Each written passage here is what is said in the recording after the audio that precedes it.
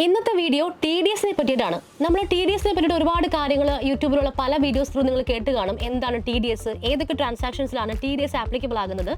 എന്നാൽ ഇന്ന് അതിൽ നിന്നൊക്കെ വെറൈറ്റി ആയിട്ട് വ്യത്യസ്തമായിട്ട് എങ്ങനെയാണ് ലീഗലി നിങ്ങൾക്ക് TDS ഒഴിവാക്കാൻ പറ്റുക എന്ന കാര്യത്തെ പറ്റിയിട്ടാണ് നമ്മൾ സംസാരിക്കാൻ പോകുന്നത്. So welcome to Entri commerce.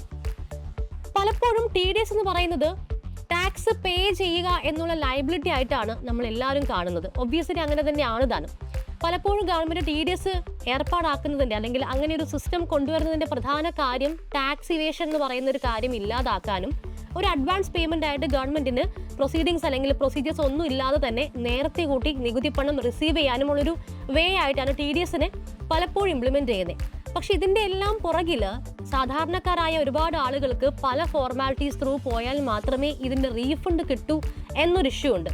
അങ്ങനെയുള്ളപ്പോൾ നിയമപരമായിട്ട് ലീഗലായിട്ട് നമുക്ക് ഇതിൽ നിന്നും ഒഴിവാകാനായിട്ട് എന്തെങ്കിലും ചാൻസ് ഉണ്ടോ എന്നുള്ളതാണ് ഈ വീഡിയോയിലൂടെ നമ്മൾ എക്സ്പ്ലെയിൻ ചെയ്യുന്നത്. സോ TDSനെ സംബന്ധിക്കുന്ന ഈ കാര്യങ്ങൾ നമ്മൾ ഇന്ന് 3 രീതിയിലാണ് എക്സ്പ്ലെയിൻ ചെയ്യുന്നത്. Number 1, income below taxable limit, income above taxable limit and if TDS already deduct ചെയ്തിട്ടുണ്ടെങ്കിൽ എന്ത് ചെയ്യാം. ഈ 3 കാര്യങ്ങളാണ് നമ്മൾ ഇന്നത്തെ വീഡിയോയിൽ കാണാൻ പോകുന്നത്. ഇനി ഒന്നാമത്തെ കാര്യം, ഇൻകം ബിലോ ടാക്സബിൾ ലിമിറ്റ്. നിങ്ങൾ ടാക്സ് പേ ചെയ്യാത്ത അല്ലെങ്കിൽ ടാക്സ് ലയബിലിറ്റി ഇതുവരെയും ഇല്ലാത്ത ITR ഫയൽ ചെയ്യാത്ത ഒരാളാണെന്നുണ്ടെങ്കിൽ പലപ്പോഴും പലയിടത്തു നിന്നും നിങ്ങൾക്ക് TDS ഡിഡക്ഷൻസ് സംഭവിക്കാം. നിങ്ങൾ ടാക്സ് പേ ചെയ്തിട്ടുണ്ടോ, പ്രീവിയസ്ലി ITR ഫയൽ ചെയ്ത ആളാണോ എന്നുള്ളതൊന്നും അല്ല കാര്യം. നമുക്ക് ബാധകമാകുന്ന രീതിയിൽ TDS പിടിക്കേണ്ട സ്ഥലങ്ങളിൽ അത് പിടിച്ചിരിക്കുക തന്നെ ചെയ്യും. ഫോർ എക്സാമ്പിൾ, നമ്മൾ ജോലി ചെയ്യുന്ന സ്ഥാപനം അല്ലെങ്കിൽ നമ്മൾ ബാങ്കിൽ നിന്നും ഇൻട്രസ്റ്റ് റിസീവ് ചെയ്യുന്നുണ്ട്. ഇങ്ങനെയൊക്കെയുള്ള സിറ്റുവേഷൻസിൽ TDS കട്ട് ചെയ്യും. പക്ഷേ നമ്മൾ അറിഞ്ഞിരിക്കേണ്ട ഒരു കാര്യം, ടാക്സ് ലയബിലിറ്റി ഇല്ലാത്ത അല്ലെങ്കിൽ ടാക്സബിൾ ഇൻകം ഇല്ലാത്ത ഒരാളാണ് നിങ്ങളെങ്കിൽ ഈ TDS കിട്ടാൻ വേണ്ടി മാത്രമായിട്ട് നിങ്ങൾ ITR ഫയൽ ചെയ്യേണ്ടതായിട്ട് വരും.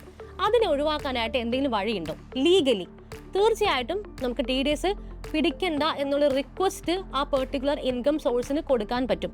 ഫോർ എക്സാമ്പിൾ, അത് നിങ്ങളുടെ എംപ്ലോയർ ആണെന്നുണ്ടെങ്കിൽ നിങ്ങൾക്ക് എംപ്ലോയർക്ക് ഒരു റിക്വസ്റ്റ് കൊടുക്കാം. അതല്ല, ബാങ്കിൽ നിന്നുള്ള ഇൻട്രസ്റ്റിനാണ് TDS പിടിക്കാൻ പോകുന്നതെങ്കിൽ അത് അറിഞ്ഞുകൊണ്ട് നിങ്ങൾക്ക് ബാങ്കിന് ഒരു റിക്വസ്റ്റ് കൊടുക്കാനായിട്ട് പറ്റും. ഇനി ഇതറിയണമെന്നുണ്ടെങ്കിൽ ഈ പറയുന്ന ടാക്സബിൾ ഇൻകം എത്രയാണെന്നുള്ളത് നമ്മൾ അറിഞ്ഞിരിക്കണം.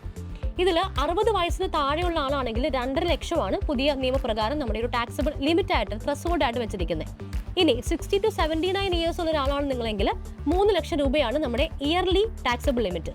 80 വയസ്സിന് മേലെയുള്ള ഒരു സൂപ്പർ സീനിയർ സിറ്റിസൺ ആണെന്നുണ്ടെങ്കിൽ 5 ലക്ഷമാണ് ആ ലിമിറ്റ്. ഈ ലിമിറ്റിനുള്ളിലാണ് നിങ്ങളുടെ ഇൻകം വരുന്നതെങ്കിൽ നിങ്ങൾക്ക് ഒരിടത്തും TDS പിടിക്കേണ്ട ആവശ്യം വരുന്നില്ല. അതിന് എഗെയിൻസ്റ്റ് ആയിട്ട് അല്ലെങ്കിൽ അത് ചെയ്യരുതെന്നുള്ള രീതിയിൽ ഒരു റിക്വസ്റ്റ് കൊടുക്കാനായിട്ട് പറ്റും. ഇനി എങ്ങനെയാണ് നമുക്ക് ആ ലീഗലി ആ പറയുന്ന പ്രൊസീജിയർ ചെയ്യാൻ പറ്റുക? സ്ക്രീനിൽ കാണുന്ന പോലെ ഫോം 15G അല്ലെങ്കിൽ ഫോം 15H, ഇത് രണ്ടും ഇൻഡിവിജ്വൽസ് 60 വയസ്സിന് താഴെയുള്ളവരും 60 വയസ്സിന് മുകളിലുള്ള ഒരു കാറ്റഗറി ആണെന്നുണ്ടെങ്കിൽ ഈ 2 ഫോമും നിങ്ങൾക്ക് സബ്മിറ്റ് ചെയ്യാം. ലൈക്ക് ഇപ്പോൾ നിങ്ങൾ ഒരു എംപ്ലോയി ആണ്, ഏതെങ്കിലും ഒരു എംപ്ലോയറുടെ കയ്യിൽ നിങ്ങൾ സാലറി ആയിട്ടോ അല്ലെങ്കിൽ ഒരു ഇൻകം ആയിട്ട് നിങ്ങൾക്ക് ഒരു റെസിപ്റ്റ് വരുന്നുണ്ടെങ്കിൽ നിങ്ങൾക്ക് ടാക്സബിൾ ഇൻകം ഇല്ലാത്തിടത്തോളം ഈ പറയുന്ന ഫോം 15G അല്ലെങ്കിൽ ഫോം 15H പ്രകാരം ഒരു ഫോം ഫില്ല് ചെയ്ത് കൊടുത്താൽ, ഒരു സെൽഫ് ഡിക്ലറേഷൻ കൊടുത്തു കഴിഞ്ഞാൽ നിങ്ങൾക്ക് TDS കട്ട് ചെയ്യുന്ന കാര്യം അതൊരു സെക്കൻഡ് തോട്ടിലോട്ട് പോകും. നിങ്ങൾ എലിജിബിൾ ആണെന്നുണ്ടെങ്കിൽ അവിടെ നിങ്ങളുടെ TDS പിടിക്കുന്നതായിരിക്കില്ല. നമ്മൾ സെൽഫ് ഡിക്ലറേഷൻ കൊടുത്തിരിക്കുന്ന കാര്യങ്ങളെല്ലാം അപ്രൂവ് ചെയ്തിട്ടുണ്ടെന്നുണ്ടെങ്കിൽ, അതിൽ പറയുന്ന കാര്യങ്ങൾ സത്യമാണ്, വാസ്തവമാണെന്നുണ്ടെങ്കിൽ നിങ്ങളുടെ TDS അവിടെ കട്ട് ചെയ്യുന്നതല്ല.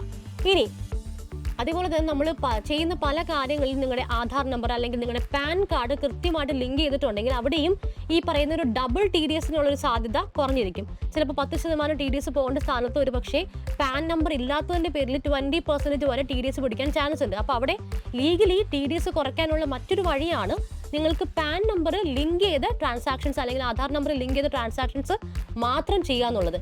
അടുത്തൊരു പോയിന്റ് ആണ് സെക്ഷൻ 197. ഇത് അസസിംഗ് ഓഫീസർക്ക് നിങ്ങൾ കൊടുക്കുന്ന ഒരു സർട്ടിഫിക്കറ്റ് ആണ് അല്ലെങ്കിൽ ഒരു റിക്വസ്റ്റ് ആണ്. നിങ്ങളുടെ TDS എമൗണ്ട് അല്ലെങ്കിൽ നിങ്ങളുടെ ടാക്സബിൾ ഇൻകത്തേക്കാൾ കൂടുതൽ നിങ്ങളുടെ ഒരു വർഷം നിങ്ങൾക്ക് വരുന്ന ടാക്സ് ലയബിലിറ്റി എത്രയാണോ അതിൽ കൂടുതൽ എമൗണ്ട് TDS പിടിച്ചിട്ടുണ്ടെങ്കിൽ അല്ലെങ്കിൽ അതിനുള്ള സാധ്യതയുണ്ടെങ്കിൽ അത് ചെയ്യരുതെന്നുള്ളൊരു റിക്വസ്റ്റ് ആണ് നമ്മൾ അസസിംഗ് ഓഫീസർക്ക് കൊടുക്കുന്നത്. സോ ടാക്സ് ലയബിലിറ്റി ഇല്ലാത്ത ഒരാളാണെങ്കിൽ ഈ 4 രീതിയിൽ നിങ്ങൾക്ക് നിങ്ങളുടെ TDS ലയബിലിറ്റി പൂർണ്ണമായിട്ടോ ഭാഗികമായിട്ടോ ഒഴിവാക്കാനായിട്ട് പറ്റും. ഇനി അഥവാ നിങ്ങളൊരു ടാക്സ് പേയ്മെന്റ് അല്ലെങ്കിൽ ടാക്സ് അടയ്ക്കേണ്ട ഒരാളാണ്, ആ ഒരു ടാക്സബിൾ സ്ലാബിലേക്ക് വരുന്ന ഒരാളാണെങ്കിൽ നിങ്ങൾക്ക് എങ്ങനെയൊക്കെ TDS എന്ന് പറയുന്നതിനെ കുറയ്ക്കാൻ പറ്റും? നമുക്ക് അവിടെ പൂർണ്ണമായിട്ടും അവോയ്ഡ് ചെയ്യാനായിട്ട് പറ്റില്ല, കാരണം ഓൾറെഡി ടാക്സ് ലയബിലിറ്റി ഉള്ള ഒരാളാണ്. അങ്ങനെയുള്ളപ്പോൾ ഇതിനെ എങ്ങനെ നമുക്ക് മിനിമൈസ് ചെയ്യാം? നേരത്തെ പറഞ്ഞ പോലെ സെക്ഷൻ 197 പ്രകാരം അസസിംഗ് ഓഫീസർക്ക് നമുക്കൊരു റിക്വസ്റ്റ് കൊടുക്കാം. എൻ്റെ ടാക്സ് ലയബിലിറ്റിയേക്കാൾ കൂടുതലാണ് TDS കട്ടിങ്സ്, അത് മിനിമൈസ് ചെയ്യാനായിട്ടുള്ളൊരു റിക്വസ്റ്റ് ആണത്. ഇനി നിങ്ങളുടെ ഫിക്സഡ് ഡെപ്പോസിറ്റുകൾ നിങ്ങൾക്ക് സ്പ്ലിറ്റ് ചെയ്തിടാം. നിങ്ങൾക്കൊരു 3 ബാങ്കിൽ അക്കൗണ്ട്സ് സ്റ്റാർട്ട് ചെയ്തിട്ട് നിങ്ങളുടെ FDs എല്ലാം തന്നെ സ്പ്ലിറ്റ് ചെയ്തിടാം. ഇതൊരിക്കലും ഒരു ടാക്സ് ഇല്ലീഗൽ ആയിട്ടുള്ള കാര്യമൊന്നുമല്ല. നമുക്ക് ലീഗലി ടാക്സ് പ്ലാനിങ്ങിന് ഹെൽപ്പ് ചെയ്യുന്ന രീതിയിലുള്ള ചില കാര്യങ്ങളാണ്.